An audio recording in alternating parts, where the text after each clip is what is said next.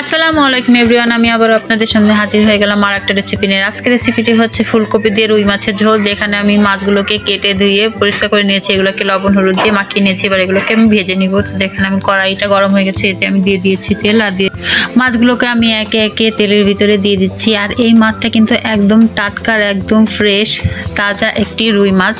তো মাছগুলোকে দেখেন আমি সুন্দর করে তেলের ভিতরে দিয়ে দিলাম। আমার মাছগুলো কিন্তু দেয়া হয়ে গেছে। এবার আমি এখানে কেটে রেখেছি ফুলকপিগুলো। আমি কিন্তু ফুলকপিগুলো বড় বড় সাইজ করে কেটে নিয়েছি। তো মাছগুলো আমার হয়ে গেছে। এবার আমি মাছগুলোকে উল্টে দিব। তো দেখেন আমি মাছগুলোকে সুন্দর করে উল্টে দিলাম। আমার মাছগুলো কিন্তু সুন্দরভাবে ভাজা হয়ে গেছে দেখেন। তো আমার মাছগুলো আমি উল্টে দিলাম, আমার উল্টানো হয়ে গেছে। এবার আমি একটু ভেজে নেব সুন্দর করে। তো আমার মাছটা কিন্তু ভাজা হয়ে গেছে। এবার আমি মাছটাকে উঠিয়ে নিচ্ছি। তো দেখেন আমার মাছটার কালারটা দেখেন কত সুন্দর হয়েছে। এবার মাছ ভাজা হয়ে গেছে। এবার আমি ভেজে নেব ফুরানিটা আমি কড়াইতে দিয়ে দিলাম। এবার আমি এটাকে নেড়ে চেড়ে সুন্দরভাবে ভেজে নেব। ভাজা হয়ে গেছে। এবার আমি দিয়ে দিব গোটা জিরা, দিয়ে আবারও আমি এটাকে নেড়ে চেড়ে ভেজে নিব। আমার ফুরানিটা ভাজা হয়ে গেছে। এবার আমি ফুরানিটাকে নামিয়ে নেব।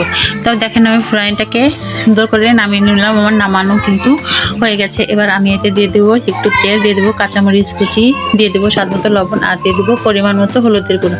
দিয়ে এটাকে আমি একটু ভালো করে নেড়ে তেলের সাথে একটু ভেজে নেব। তো আমার ভাজা হয়ে গেছে। এবার আমার কেটে রাখা ফুলকপিগুলো আমি এতে দিয়ে দিব।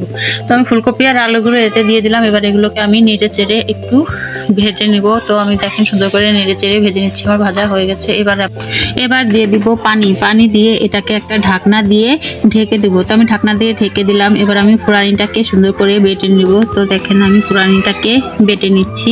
এই তো আমার ফুরানি কিন্তু বাটা হয়ে গেছে। দেখেন আমার ফুরানি বাটা ফাইনাল লুক। তো আমি ফিরে গেলাম তরকারির কাছে। দেখেন আমার তরকারিটা কিন্তু একদম কষানো হয়ে গেছে। এবার আমি এটাকে খুন্তি দিয়ে সুন্দর করে আস্তে আস্তে নেড়ে দিব, যাতে ফুলকপিগুলো ভেঙে না যায়। তো দেখেন আমি কিন্তু নেড়ে দিলাম। এবার আমি এতে দিয়ে দেবো ঝোলের পানি। তো আমি ঝোলের পানিটা দিয়ে দিয়েছি। এবার এটাকে আমি আবারও সুন্দর করে নেড়ে চেড়ে মিশিয়ে নিব। তো দেখেন আমি সুন্দর করে নেড়ে চেড়ে মিশিয়ে নিলাম। এবার আমি এতে যা দিয়ে দেবো সেটা হচ্ছে ফুরানি বাটা আমি সুন্দর করে দিয়ে এটাকে ভালো করে নেড়ে চেড়ে ঝোলের সাথে মিশিয়ে নিচ্ছি। তো দেখেন আমি কিন্তু সুন্দর করে ঝোলের সাথে ফুরানি বাটাটাকে মিশিয়ে নিলাম। মিশানো হয়ে গেছে। এবার আমি এতে দিয়ে দেবো ভেজে রাখা মাছগুলো। তো আমি ভেজে রাখা মাছগুলো একে একে এর ভিতরে সুন্দর করে দিয়ে দিলাম। তো দেখেন আমার মাছগুলো কিন্তু দেওয়া হয়ে গেছে।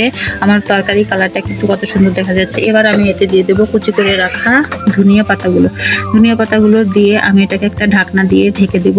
ফিরে আসলাম কিছুক্ষণ পর। দেখেন আমার তরকারিতে বলক এসে গেছে। আমার তরকারিটা কিন্তু প্রায় হয়ে এসেছে। এটাকে আমি আস্তে করে একটু নেড়ে দিব। তো দেখেন আমি আস্তে করে একটু নেড়ে দিয়ে এটাকে আবার একটা ঢাকনা দিয়ে ঢেকে দিলাম। ফিরে আসলাম কিছুক্ষণ পর। দেখেন এই যে আমার তরকারি একদম ফাইনাল লুক। আমার তরকারিটা কিন্তু হয়ে গেছে। এবার আমি তরকারিটাকে নামিয়ে নিব।